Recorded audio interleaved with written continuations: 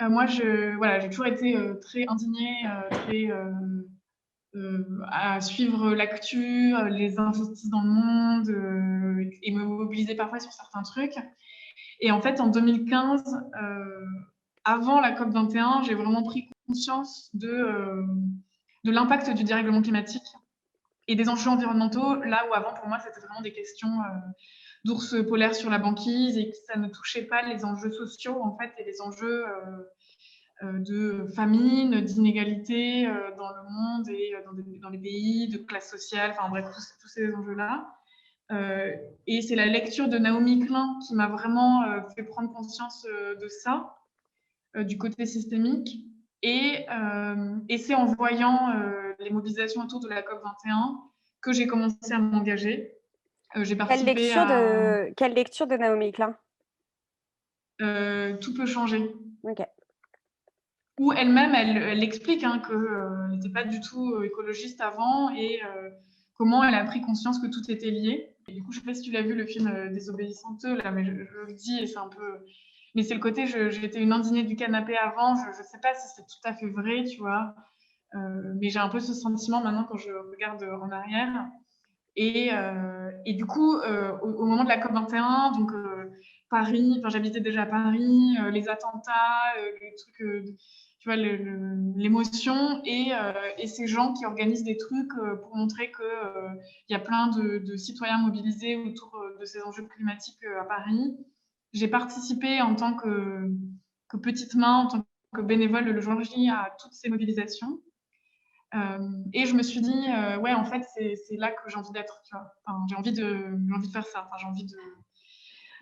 Il se trouve que une de mes très bonnes amies, c'est Pauline Boyer, qui est notre très impliquée dans Alternatiba. Et à ce moment-là, elle me propose de venir à Pau pour un sommet pétrolier qu'on veut bloquer. Mais je suis arrivée vraiment comme une jeune fille innocente. Je me suis dit, mais qu'est-ce que je fais là et après, je suis partie en étant, je pense, avec ma vie chamboulée, mais je ne me rendais pas forcément compte. Il y a Irinsina où il y a une longue scène là-dessus et il y a vraiment des moments qui sont marquants pour moi.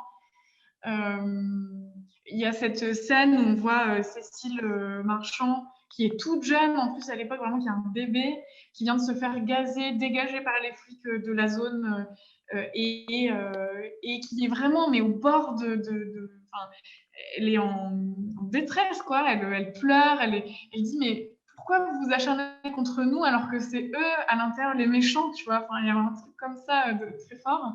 Et aussi, à la fin de ce sommet, une des prises de parole, je ne me rappelle plus qui c'était, qui disait maintenant, sachez que à chaque fois que vous aurez des événements comme ça, à chaque fois que vous ferez ce type d'action qui ne respecte pas l'accord de Paris, vous aurez des gens comme nous qui seront là pour vous dire que vous faites de la merde. Et en fait, ça, je me suis dit, tu vois, ouais, en fait, je, c'est ça que je veux faire, tu vois. Je suis rentrée par la porte vraiment de l'action de désobéissance civile et l'organisation, la coordination d'action. Ça m'a apporté beaucoup de vraiment le sentiment d'être au cœur de l'action, de faire. Franchement, quand on était 15 ou 20 à faire une action, on était waouh, incroyable. Quand on avait 2 journalistes, on était trop contents. Voilà, un peu ce. Euh, mais ouais, ce truc de faire, d'être ouais, dans l'action, en fait, tout simplement. Et puis petit à petit, ben, je pense que mon évolution, elle s'est faite aussi avec le mouvement climat, euh, de, d'organisation, de massification, de structuration, jusqu'à aujourd'hui où je suis dans l'équipe d'animation d'Alternativa et Action non violente, COP21, au niveau national, et surtout dans l'organisation à Paris, et puis porte-parole, et j'ai coordonné l'ensemble pratiquement des marches pour le climat qui ont eu lieu à Paris, beaucoup d'actions et de grosses actions de désobéissance civile. J'essaye enfin, tu vois, aussi dans le corps des alliances, je pense avec le comité Adama ou avec d'autres mouvements, quoi. Donc voilà, un peu. Toi, quelle est ta vision aujourd'hui de l'activisme climat en France? Il a beaucoup évolué, comme tu disais au début, sur les actions, vous étiez une quinzaine de personnes. Maintenant, il y a XR, il y a il y a Youth for Climate, il y a beaucoup de il y a eu la CCC, il y a eu l'affaire du siècle. Est-ce qu'on gagne la bataille? Est-ce qu'on stagne? Est-ce que, on est en train de la perdre? Quelle est ta vision? Bah, moi, tu vois, quand je pense au tout début, je me dis on est arrivé, notamment en 2019, à une sorte de climax incroyable où on a gagné une première bataille, une bataille qui est pas non plus, qui va pas, enfin, qui, comme ça, a l'air de rien, mais qui est énorme, c'est celle de la bataille culturelle. Euh, Moi, vraiment, quand j'ai même entendu aux élections européennes, alors c'est bizarre que dit comme ça, mais les partis, même le Rassemblement national qui parlait d'écologie, c'est bizarre de dire que c'est une victoire, ça, mais tu vois, je me suis dit, waouh, on a passé un cap, tu vois. Il n'y a pas un seul parti qui ne parle pas d'écologie, alors évidemment pas avec notre vision, mais en tout cas, l'écologie est vraiment sur toutes les lèvres, que ce soit celle des acteurs économiques, politiques.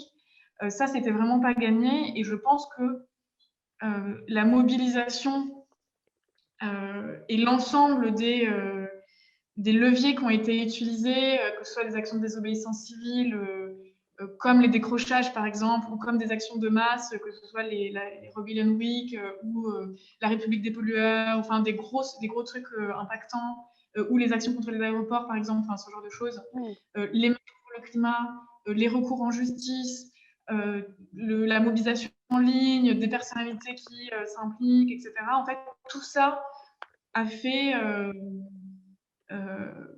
qu'il n'y a pas un secteur de la population, et on le constate aussi dans les alliances qu'on peut faire avec d'autres, il n'y a pas un secteur et même les études sociologiques, il n'y a pas un secteur qui n'a pas compris qu'il y avait un problème, qu'il y avait un enjeu climatique, et qui ne veut pas prendre part à cette bataille, enfin, ne pas avoir une place.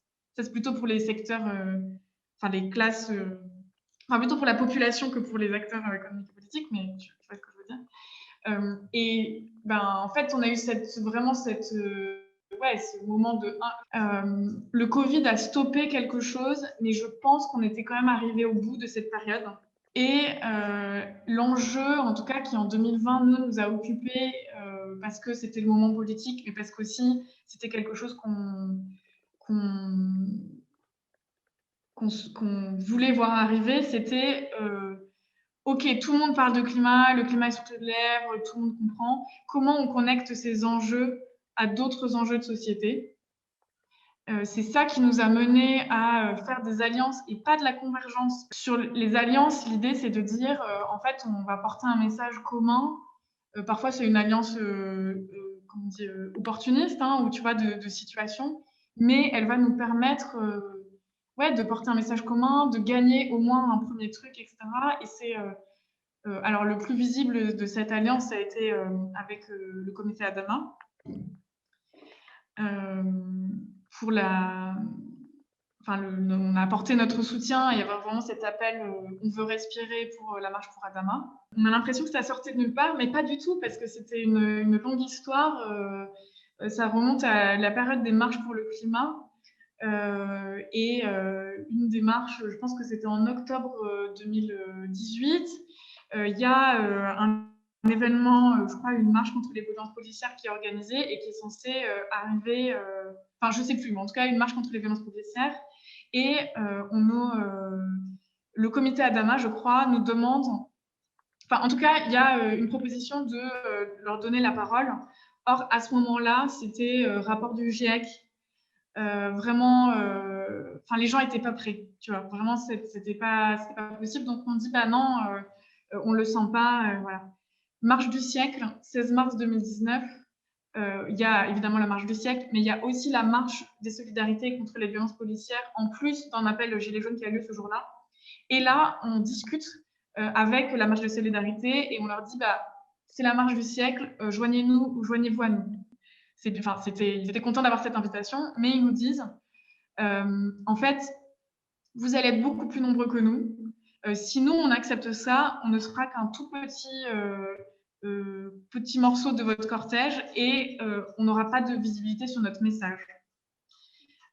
Et du coup, on se dit, OK, ben, pas de souci, on essaie quand même d'organiser un moment où ça se croise, donc c'était le sbeul total.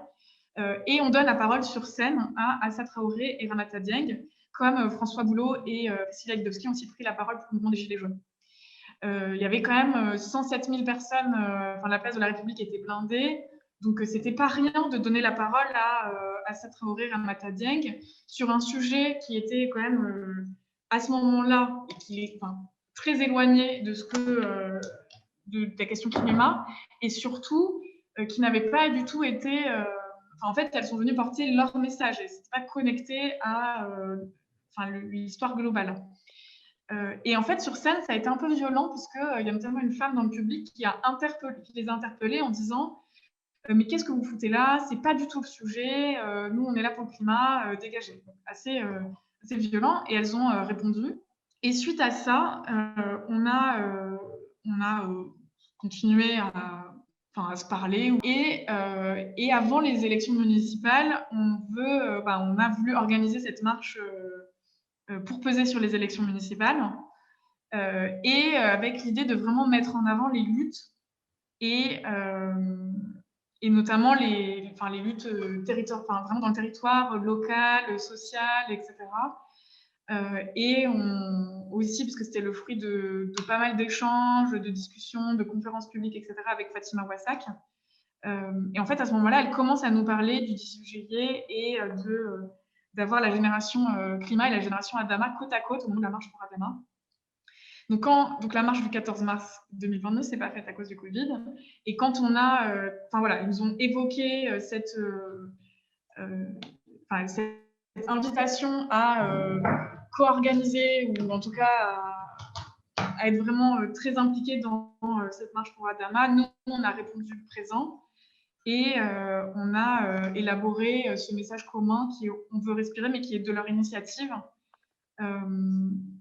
pour lier un peu nos sujets. C'était On veut respirer, qui est un écho évidemment en paroles d'Adama Traoré et de George Floyd, Je ne peux plus respirer, mais qui est aussi, et c'est un message que porte beaucoup Fatima Wassak, qui est un message de on ne peut plus respirer à cause des violences policières, à cause du quadrillage aussi des quartiers par les flics, mais aussi à cause de la pollution de l'air, parce qu'en tout cas, elle est dans un quartier où il y a vraiment la pollution de l'air est très problématique. En fait, les flics empêchent les jeunes de circuler largement, contre le faciès ou même intimidation, tu vois. Ouais.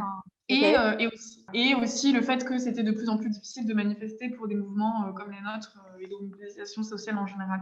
Et c'était un moment aussi important parce qu'il y a eu ces grosses mobilisations contre le racisme et les violences policières en juin 2020, là, avec ces centaines de milliers de personnes devant le tribunal et place de la République. Et en fait, on voulait aussi envoyer ce message que pour nous, en tant que mouvement climat, de sociologie quand même plus blanche et privilégiée, en fait, on est forcément solidaire des personnes qui sont opprimées et discriminées, parce que le monde ou le système, la société qu'on veut construire, c'est une société où ce système de domination et d'oppression, il est mis à bas, quoi. Il n'existe plus. Et dans ce cas, on ne peut pas ignorer le fait qu'il y ait autant de gens dans la population qui soient victimes de ces discriminations ou oppressions. Donc, si les violences policières sont problématiques, nous, on doit aussi être solidaires et l'intégrer dans nos messages. On s'est aussi allié à la Fédération des petits commerçants. Alors, je ne sais plus comment c'est, je crois que c'est la Fédération des petits commerçants de France, qui est une fédération plutôt à droite, hein, mais pour eux, la question de lutter contre Amazon multinationale, qui tue les emplois locaux, qui dévitalise les centres-villes, etc., en fait, c'est aussi une alliance de circonstances, tu vois. On ne serait pas alliés sur tout avec eux, mais ça permet de les sensibiliser aussi aux questions environnementales et climatiques, qui ne sont pas forcément tous en tête, et de peser, parce que c'est une énorme fédération qui pèse beaucoup. Et là, récemment, je ne sais pas si tu as vu, mais c'est plutôt les Amis de la Terre et Greenpeace, Nous, on aide plutôt sur la partie mobilisation. Mais il y a aussi ce cas de la raffinerie de Total à Grand Puy, qui est une raffinerie dont Total veut en faire une usine de biocarburants de biocarburants et licencier 200 emplois et du coup, il y a un impact de 500 emplois indirects et où nous, on va travailler avec, on va appuyer la lutte de ces travailleurs-là. Et c'est hyper intéressant dans les discours des raffineurs parce que eux, ils expriment le fait qu'ils ont conscience de l'enjeu climatique, qu'ils veulent réformer, alors pas réformer leur activité de raffinerie, mais en tout cas qu'il faut changer la façon de faire. Juste la façon dont fait Total, c'est du pur greenwashing, ça reste l'écologie l'écologie avec des guillemets des puissants. Et c'est vraiment le message sur lequel on s'est accordé. C'était contre le greenwashing de Total et du coup la casse sociale, parce qu'en fait, sous prétexte parce que Total continue à aller forer, enfin bref, c'est pas des gentils, quoi. Et je pense, en tout cas, de notre côté, mais pas forcément que, j'ai l'impression qu'on est passé d'un enjeu vraiment de massification en 2019 à un enjeu plutôt d'alliance en 2020 avec des mouvements qui n'avaient pas forcément les mêmes revendications, des luttes sociales et territoriales qui représentaient des enjeux qui, en fait, comment on incarne, comment on met en application, enfin, pas met en application, mais ouais, comment on incarne l'écologie populaire, l'écologie des gens, qui n'est pas l'écologie des petits gestes, mais qui est comment on répond aux enjeux d'emploi, aux enjeux économiques, etc. Et tu vois, une autre forme d'alliance ou de soutien, à la fin du premier confinement, on a aussi refilé avec la base et Alternativa un gros soutien aux soignants de l'hôpital qui est juste à côté, l'hôpital Saint-Louis, dans leur manifestation, tu vois. On les a aidés, on leur a filé une salle pour qu'ils peignent leur banderole, on allait les aider à l'accrocher, on faisait les jeudis des colères pour protester, pour dénoncer la casse du service public et de l'hôpital public avec eux. Et ça, c'était pas, tu vois, encore une fois, pour moi, c'est important, c'était pas que de la convergence. C'est pas dès qu'il y a une manif, on y va. C'est pourquoi, en fait, ça correspond à nos enjeux politiques. Nous, notre objectif, c'est pas que tout le monde soit dans Alternativa Paris, enfin Alternativa d'ailleurs, en général, ou même dans le mouvement. Et même si on est plutôt des jeunes issus en tout cas qui ont fait des études plutôt aisées, ça dépend, mais tu vois, un peu ce truc-là. Et encore ça dépend vachement des territoires, parce qu'on voit Paris, mais quand on va dans d'autres territoires, c'est complètement différent. En fait, c'est pas que c'est pas grave, mais c'est que notre objectif, c'est pas que tous ceux qui sont pas comme nous rentrent dedans, c'est plutôt comment on arrive à faire en sorte que ces autres gens soient aussi entendus et aussi une voix, qu'ils soient légitimés dans leur action. Et souvent, et ça c'est beaucoup de discussions avec Fatima Ouassa qui nous disait, en fait, dans des quartiers populaires, il y a beaucoup d'actions qui sont menées par des habitants et des habitantes, mais ils n'osent pas mettre le logo écolo parce que pour eux, ils ne sont pas légitimes à le porter. Et nous, je pense qu'on a un enjeu à redonner cette légitimité, redonner ce pouvoir aux gens de faire entendre leur voix et de le faire, d'être visible, quoi. Au top. Je pense que tu as bien répondu à la question de l'influence justement de l'écologie sur les luttes sociales et plutôt comment on arrive à faire des alliances. Ouais, tu m'as parlé aussi d'exemples sur le territoire de conjonction lutte sociale, lutte climatique. Est-ce que tu peux me parler de là, ta vision par rapport à la pandémie, aux restrictions de liberté, au climat un peu autoritariste actuel et sur la difficulté, du coup, qu'est-ce que ça implique au présent, mais qu'est-ce qu'on peut imaginer pour la suite, quoi? c'est difficile. J'ai l'impression qu'on a su réadapter nos pratiques, mais on l'a fait en se disant que ça n'allait pas durer trop longtemps, tu vois. C'est vrai que nous, il y a quand même.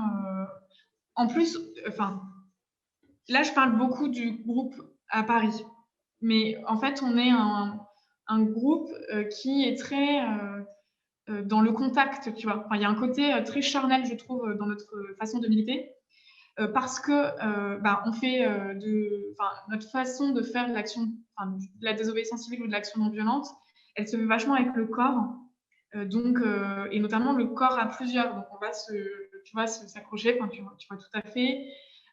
Notre façon de fêter et de nous réconforter, elle passe aussi par le toucher, par tu vois, des gestes physiques. Et c'est marrant parce qu'il y a certaines personnes qui n'étaient pas forcément habituées à ça, mais en tout cas, je pense qu'on crée aussi un peu ce cocon, cet espace par le toucher, enfin, par le corps. Et du coup, et comment on met nos corps en scène dans les actions et tout, on a réussi à. Enfin, et du coup, on s'est réadapté avec les outils, avec Zoom, on a réussi à avoir des temps, tu vois, d'intelligence collective hyper bien, des échanges hyper cool à distance, machin. Mais ça n'empêche que on a quand même aussi beaucoup de militants qui sont jeunes et pour qui ça a été très dur les périodes de confinement, qui se sont sentis seuls, il y a aussi des freelances ou des gens qui travaillent dans la culture qui sont très impactés par ce qui se passe. Ou aussi bref, tout ce qui arrive à tout le monde, hein, mais des activistes dont la famille, des membres de la famille ont été malades ou qui ont vécu des décès ou des questions, enfin bref. Et en fait, si c'était amené à continuer comme ça, je sais pas en fait comment on ferait. Après, tu vois, les grands mouvements qui ont émergé quand même en 2020, que ce soit sur les questions de violence policière ou contre la loi de sécurité globale, se sont quand même faits dans la rue. Il y avait cette volonté aussi en fait, je pense qu'il y a des enjeux qui ont dépassé les questions, la pandémie, quoi. En fait, il faut faire des choix. Parce qu'on ne peut pas aller sur tous les sujets, parce que c'est fatigant aussi. Du coup, il faut essayer de mettre ses forces là où on pense qu'on peut avoir un impact ou faire changer les choses.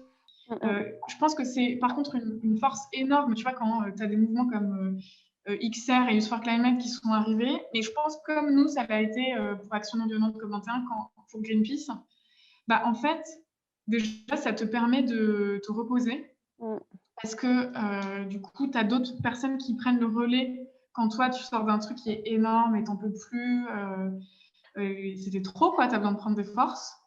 Donc ça, vraiment, je trouve ça fort. Et en plus, on peut se répartir un peu les sujets. C'est marrant ce que tu racontes par rapport au corps, la question du corps et par rapport à cette question l'émergence de nouveaux acteurs de l'activisme permet justement de se passer un peu le bâton de relais, tu vois. Parce qu'en fait, justement, la thématique du prochain article, ça sera comment on s'organise en interne. Et du coup, tout ce que tu dis, et la question de la culture régée, la question du corps, la question justement de comment on tient le marathon du militantisme. C'est tout ce que tu dis. Je ne sais pas si tu l'as lu, le livre de Fatima Wassak, La puissance des mères. Elle parle beaucoup, et même, en fait, il n'y a pas que elle, mais c'est un peu les plus vieux qui parlent vachement de transmission. Comment on arrive à transmettre mais même, je pense à José Bové, tu vois, un peu les luttes, et qu'on les garde en tête et de se dire à chaque fois, on réinvente pas les choses. Enfin, tu vois, on n'invente pas la poudre. Chaque génération ou chaque mouvement apporte un truc hyper fort. Moi, en tout cas, par rapport à la question des luttes sociales et le dérèglement climatique, moi, j'ai tout ce qu'il me faut pour ton témoignage. Est-ce qu'il y a quelque chose que tu vas ajouter par rapport à cette thématique, donc lutte sociale et écologie, ou tu penses avoir fait le tour? Bah, en fait, je me rends compte que, il y a un an, j'aurais vachement parlé des gilets jaunes et j'en ai pas trop parlé là et je pense que pourtant c'est assez fondamental. Peut-être rapidement, mais tu vois, la question de la justice climatique, elle a été et enfin, elle est dans les publications, des ONG, environnementales ou climat depuis, j'en sais rien moi, depuis des décennies, tu vois? Et en fait, je pense qu'on avait beaucoup de mal à comprendre. Tu vois, moi, ça m'a pris 800 pages de Naomi Klein pour le comprendre. Et encore, enfin bref, enfin. Et en fait, clairement, le mouvement des Gilets jaunes, il a permis ça. Il a permis d'incarner vraiment ce que ça voulait dire la justice, enfin le lien justice sociale, justice climatique. Quantité critique, ils ont fait des études, enfin ils ont analysé, enfin ils ont fait des questionnaires sociaux, je sais pas comment on appelle ça, sociaux quelque chose, des mouvements des gilets jaunes et des marches pour le climat à certains moments. Euh, et en fait, ils relèvent, en gros, leur conclusion. Enfin, leur conclusion à tout ça, c'est que comme c'était deux mouvements massifs qui ont émergé à peu près en même temps, septembre et novembre 2018, et ben, il y a eu des impacts l'un sur l'autre qui étaient énormes, tu vois. La force du mouvement climat a obligé les Gilets jaunes à intégrer cette question et la volonté, je pense, du gouvernement et pas que, de les stigmatiser comme anti-écolo, les a obligés, enfin, tu vois, les a mis dans une position où ils ont été forcés de dire non, mais c'est pas vrai, nous aussi on est écolo. La preuve, voici. Et c'était vrai, hein, c'était pas que une. Mais peut-être qu'on peut se dire que s'il n'y avait pas eu le mouvement climat aussi fort en face, bah, peut-être qu'il n'y aurait pas eu ces éléments-là, tu vois. Puis il y a aussi Priscilla qui avait déjà cette vision, qui est une figure.